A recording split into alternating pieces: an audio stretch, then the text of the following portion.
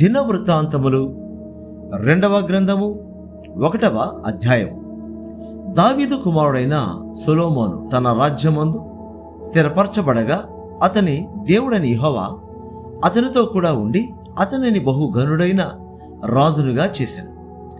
యెహోవా సేవకుడైన మోషే అరణ్యమందు చేయించిన దేవుని సమాజపు గుడారము గిబియోను నందుండెను గనుక సొలొమోను సహస్రాధిపతులకును శతాధిపతులకును న్యాయాధిపతులకును ఇశ్రాయేలీయుల పితరుల ఇండ్లకు పెద్దలైన వారికందరికిని అనగా ఇశ్రాయేలీయులకందరికిని ఆజ్ఞ ఇయ్యగా సమాజకులందరూ సొలొమోనుతో కూడా కలిసి గిబియోను నందుండు బలిపీఠమునొద్దకు పోయిరి.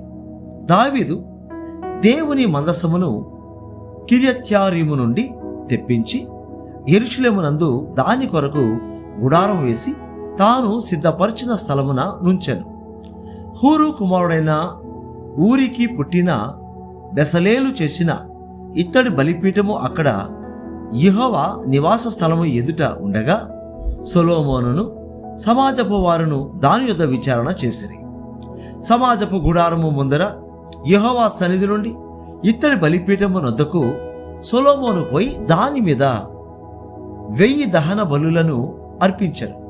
ఆ రాత్రి నందు దేవుడు సొలొమోనునకు ప్రత్యక్షమై, నేను నీకు ఏమి ఇయ్యగొరుదువో దాని అడుగుమని సెలవీయగా, సొలొమోను దేవునితో ఇలాగూ మనవి చేశాను, నీవు నా తండ్రి అయిన దావీదు ఎడల బహుగా కృప చూపి అతని స్థానమందు నన్ను రాజుగా నియమించి ఉన్నావు గనుక దేవా యెహోవా, నీవు నా తండ్రి అయిన దావీదునకు చేసిన వాగ్దానమును స్థిరపరచుము. నేల ధూళి అంత విస్తారమైన జనుల మీద నీవు నన్ను రాజుగా నియమించి ఉన్నావు. ఈ నీ గొప్ప జనమునకు న్యాయము తీర్చ శక్తి గలవాడెవడు? నేను ఈ జనుల మధ్యను ఉండి కార్యములను చక్కపెట్టినట్లు తగిన జ్ఞానమును తెలివిని నాకు దయచేయము. అందుకు దేవుడు సొలొమోనుతో ఇలాగూ సెలవిచ్చాను, నీవు ఈ ప్రకారము యోచించుకొని ఐశ్వర్యమునైనను సొమ్మునైనను ఘనతనైనను నీ శత్రువుల ప్రాణమునైనను దీర్ఘాయువునైనను అడుగక, నేను నిన్ను వారి మీద రాజుగా నియమించిన నా జనులకు న్యాయం తీర్చుటకు తగిన జ్ఞానమును తెలివిని అడిగి ఉన్నావు. కాబట్టి జ్ఞానమును తెలివియు నీకియ్యబడను.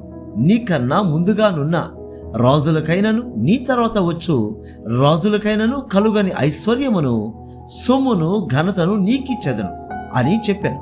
పిమ్మట సొలొమోను గిబియోనులో నుండు సమాజపు గుడారము ఎదుటనున్న బలిపీఠమును విడచి యెరూషలేమునకు వచ్చి ఇశ్రాయేలీయులను ఏలుచుండెను. సొలొమోను రథములను గుర్రపు రౌతులను సమకూర్చెను. 1400 రథములను 12,000 గుర్రపు రౌతులను అతనికి ఉండెను. వీరిలో కొందరిని అతడు రథములుండు పట్టణములలో ఉంచెను, కొందరిని తన రాజసన్నిధిని ఉండుటకు యెరూషలేములో ఉంచెను. రాజు యెరూషలేమునందు వెండి బంగారములను రాళ్లంతా విస్తారముగాను సరళం రాణులను షెఫేలా ప్రదేశములనున్న మేడి చెట్లంతా విస్తారముగాను సమకూర్చెను. సొలొమోనునకుండు గుర్రములు ఐగుప్తులో నుండి తేబడెను. రాజు వర్తకులు ఒక్కొక్క గుంపునకు నియామకమైన ధరనిచ్చి గుంపులు గుంపులుగా కొని తెప్పించని. వారు ఐగుప్తు నుండి కొని తెచ్చిన రథం ఒక్కింటికి 600 తులముల వెండియు, గుర్ర ఒకటింటికి 150 తులముల వెండియు నిచ్చిరి. హిత్యుల రాజులందరి కొరకును సిరియా రాజుల కొరకును వారు ఆ ధరకే వాటిని తీసుకొనిరి. దినవృత్తాంతములు 2వ గ్రంథము 2వ అధ్యాయము. సొలొమోను యెహోవా నామ ఘనత కొరకు ఒక మందిరమును, తన రాజ్య ఘనత కొరకు ఒక నగరును కట్టవలనని తీర్మానం చేసుకొని బరువులు మోయుటకు 70,000 మందిని, కొండల మీద మ్రానులు కొట్టుటకు 80,000 మందిని ఏర్పరచుకొని వీరి మీద 3,600 మందిని అధిపతులుగా ఉంచెను. సొలొమోను తూరు రాజైన హీరాము నొద్దకు దూతల చేత ఈ వర్తమానము పంపెను. నా తండ్రి అయిన దావీదు నివాసమునకై యొక్క నగరును కట్టదలచి ఉండగా నీవు అతనికి సరళం రాణులను సిద్ధము చేసి పంపించినట్లు నాకును దయచేసి పంపించుము.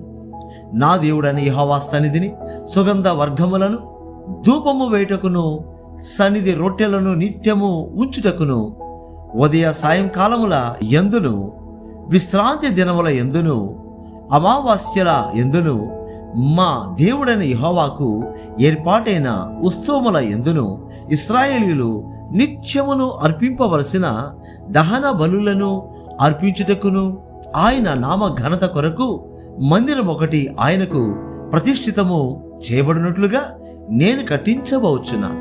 నేను కట్టించు మందిరము గొప్పదిగా నుండును. మా దేవుడు సకలమైన దేవతల కంటే మహనీయుడు గనుక ఆకాశములను మహాకాశములను ఆయనను పట్టజాలం. ఆయనకు మందిరమును కట్టించుటకు చాలిన వాడెవడు? ఆయన సన్నిధిని ఆయనకు మందిరమును కట్టించుటకైనను నేనే మాత్రపు వాడను. ధూపము వేయుటకే నేను ఆయనకు మందిరమును కట్టదలిచి ఉన్నాను. నా తండ్రైన దావీదు నియమించి యూదా దేశములోను యెరూషలేములోను నా యుద్ధ ఉంచిన ప్రజ్ఞగల వారికి సహాయకుడై ఉండి బంగారముతోను వెండితోను ఇత్తడితోను ఇనుముతోను ఊదా నూలుతోను ఎర్ర నూలుతోను నీలి నూలుతోను చేయు పనియును అన్ని విధముల చక్కడపు పనియును నేర్చిన ప్రజ్ఞగల మనుష్యునొకని నా యొద్దకు పంపుము. మరియు లెబానోను నందు మ్రానులు కొట్టుటకు మీ పనివారు నేర్పుగల వారని నాకు తెలిసే ఉన్నది. కాగా లెబానోను నుండి సరళం రాణులను దేవదారు మ్రానులను చందనపు మ్రానులను నాకు పంపుము. నేను కట్టించబో మందిరము గొప్పదిగాను ఆశ్చర్యకరమైనదిగాను ఉండును గనుక నాకు మ్రానులు విస్తారముగా సిద్ధపరచుటకై నా పనివారు మీ పనివారితో కూడా పోవుదురు. మ్రానులు కొట్టు మీ పనివారికి 400 గరిసెల దంచిన గోధుమలను 800 పుట్ల యవలను 140 పుట్ల ద్రాక్ష రసమును 140 పుట్ల నూనెను ఇచ్చెదను. అప్పుడు తూరు రాజైన హీరాము సొలొమోనుకు వ్రాసి పంపిన ఉత్తరం ఏమనగా, యెహోవా తన జనమును స్నేహించి నిన్ను వారి మీద రాజుగా నియమించి ఉన్నాడు. యెహోవా ఘనత కొరకు ఒక మందిరమును నీ రాజ్య ఘనత కొరకు ఒక నగరును కట్టించుటకు తగిన జ్ఞానమును తెలివియు గల బుద్ధిమంతుడైన కుమారుని రాజైన దావీదుకు దయచేసిన భూమి ఆకాశములకు సృష్టికర్తయగు ఇశ్రాయేలుల దేవుడైన యెహోవా స్తుతి నొందునుగాక. తెలివియు వివేచనయు గల హురాము అనునొక చురుకైన పనివానిని నేను నీ యొద్దకు పంపుచున్నాను. అతడు దాను వంశపురాలగు ఒక స్త్రీకి పుట్టినవాడు. వాని తండ్రి తూరు సంబంధమైన వాడు. అతడు బంగారముతోను వెండితోను ఇత్తడితోను ఇనుముతోను రాళ్లతోను మ్రానులతోను ఊదా నూలుతోను నీలి నూలుతోను సనపు నూలుతోను ఎర్ర నూలుతోను పని చేయగల నేర్పరి అయిన వాడు. సకల విధముల చక్కడపు పని ఎందును మత్సులు కల్పించుట ఎందును యుక్తి కలిగి నీ పనివారికి నీ తండ్రైన దావీదు అను నా ఏలినవాడు నియమించిన ఉపాయశాలులకును సహకారి అయి వాటన్నిటినీ నిరూపించుటకు తగిన సామర్థ్యము గలవాడు. ఇప్పుడు నా ఏలినవాడు చెప్పిన గోధుమలను యవలను నూనెను ద్రాక్షారసమును నీ సేవకుల చేతికిచ్చి వారిని సాగనంపిన ఎడల మేము నీకు కావలసిన మ్రానులన్నీ లెబానోను కొట్టించి వాటిని నీ కొరకు సముద్రము మీద తెప్పలుగా యొప్పేకు కొని వచ్చేదము. తరువాత నీవు వాటిని యెరూషలేమునకు తెప్పించుకొని వచ్చును అని వ్రాసెను. సొలొమోను తన తండ్రి అయిన దావీదు ఇశ్రాయేలు దేశమందుండిన అన్యజాతి వారినందరినీ ఎన్నిక వేయించిన ఎన్నిక ప్రకారము వారిని లెక్కింపగా వారు 183,600 మంది అయిరి. వీరిలో బరువులు మోయుటకు 70,000 మందిని, పర్వతములందు మ్రానులు కొట్టుటకు 80,000 మందిని, జనుల మీద అధిపతులుగా నుండి పని చేయించుటకు 3,600 మందిని అతడు ఏర్పరచెను. దినవృత్తాంతములు 2వ గ్రంథము 3వ అధ్యాయము. తర్వాత సొలొమోను యెరూషలేములో తన తండ్రి అయిన దావీదులకు యెహోవా ప్రత్యక్షమైనప్పుడు మోరియా పర్వతమందు దావీదు సిద్ధపరచిన స్థలమున యెబూసీయుడైన ఒర్నాను కళ్ళమందు దావీదు ఏర్పరిచిన స్థలమున యెహోవాకు ఒక మందిరమును కట్టనారంభించెను. తన ఏలుబడిలో 4వ సంవత్సరము 2వ నెల 2వ దినమందు దాని కట్టనారంభించెను. దేవుని మందిరమునకు సొలొమోను పునాదులు ఏర్పరచెను. పూర్వపు కొలల ప్రకారము పొడవు 60 మూరలు, వెడల్పు 20 మూరలు. మందిరపు ముఖ మంటపము మందిరపు పొడుగును బట్టి 20 మూరలు వెడల్పు, 120 మూరలు ఎత్తు. దాని లోపలి భాగమును ప్రశస్తమైన బంగారముతో అతడు పొదిగించెను. మందిరపు పెద్ద గదిని దేవదారు పలకలతో కప్పి వాటిపైన మేలిమి బంగారమును పొదిగించి పై భాగమున ఖర్జూరపు చెట్ల వంటి పనియు గొలుసుల వంటి పనియు చెక్కించి ప్రశస్తమైన రత్నములతో దానిని అలంకరించెను. ఆ బంగారము పర్వయీము నుండి వచ్చినది. మందిరపు దూలములను, స్తంభములను, దాని గోడలను, దాని తలుపులను బంగారముతో పొదిగించి గోడల మీద కెరూబులను చెక్కించెను. మరియు అతడు పరిశుద్ధ స్థలం ఒకటి కట్టించెను. దాని పొడవు మందిరపు వెడల్పును బట్టి 20 మూరలు, దాని వెడల్పు 20 మూరలు. 1200 మణుగుల మేలిమి బంగారుతో అతడు దాన్ని పొదిగించెను. మేకుల ఎత్తు 50 తులముల బంగారు.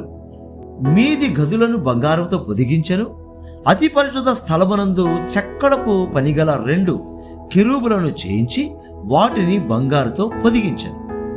ఆ కెరూబుల రెక్కల పొడవు 20 మూరలు, ఒక్కొక్క రెక్క 5 మూరల పొడుగు. అది మందిరపు గోడకు తగులుచుండెను. రెండవది జతగానున్న కెరూబు రెక్కకు తగులుచుండెను. ఈ ప్రకారము చాచుకొనిన ఈ కెరూబుల రెక్కలు 20 మూరలు వ్యాపించెను. కెరూబులు పాదముల మీద నిలవబడెను. వాటి ముఖములు మందిరపు లోతుట్టు తిరిగి ఉండెను. అతడు నీలి నూలుతోనూ, ఊదా నూలుతోనూ, ఎర్ర నూలుతోనూ, సన్నపు నార నూలుతోనూ ఒక తెరను చేయించి దాని మీద కెరూబులను కుట్టించెను. ఇదియుగాక మందిరము ముందర ఉండుటకై 35 మూరల ఎత్తుగల 2 స్తంభములను, వాటి మీదికి 5 మూరల ఎత్తుగల పీటలను చేయించెను. గర్భాలయమునందు చేసినట్టు గొలుసు పని చేయించి స్తంభముల పైభాగమున దాన్ని ఉంచి 100 దానిమ్మ పండ్లను చేయించి ఆ గొలుసు పని మీద తగిలించెను.